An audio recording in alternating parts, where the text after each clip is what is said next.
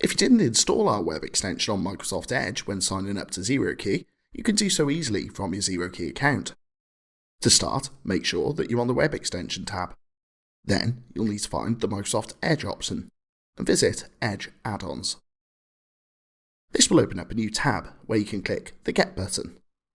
When you do so, a message will appear, which simply means that you can move client data via ZeroKey, for example, from your back office to an investment platform. And as soon as you select Add Extension, you should then see a notification in the top right of your browser informing you that it's been successfully installed. Now, and the most important point, we want to make sure that you've got easy access to the web extension. So having been redirected back to ZeroKey, select the jigsaw style icon and click to show ZeroKey in the toolbar. This makes sure that the web extension is easily visible and accessible at the top of your web browser.